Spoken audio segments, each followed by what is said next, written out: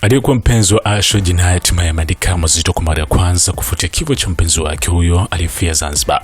Aliacha barua iwazi semayo, hakuna maneno ya kutosha kueleza maumivu makubwa, utupu na mshtuko ninaohisi baada ya kumpoteza rafiki yangu wa karibu, mshirika wangu wa siri na mchumba wangu Ashley Jina Robinson.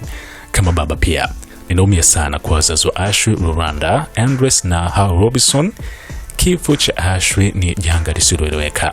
Mashabiki wake walimfahamu Ashley kupitia sura yake ya kuvutia mitandaoni kama Ashley, lakini mimi nilimjua Ashley halisi, mwanamke aliyekuwa na huruma, upendo, utu, ukarimu na mapenzi ya dhati.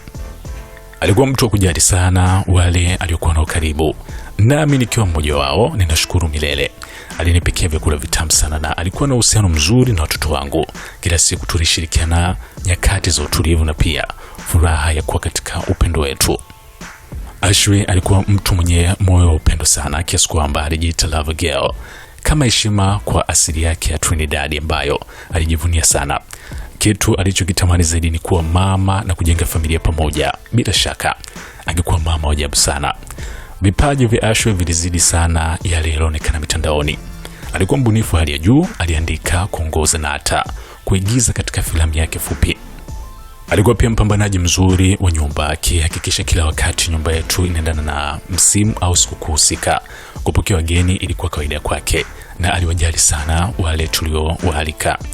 Pia alikuwa na ujuzi mkubwa wa muziki, hasa alipenda sana bendi ya Smith. Alipenda muziki wa techno na kucheza.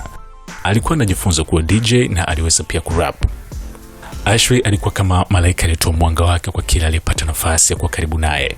Hakuna njia ya kujaza pengo aliloliacha wala kuelewa kikamilifu hasara hii kubwa.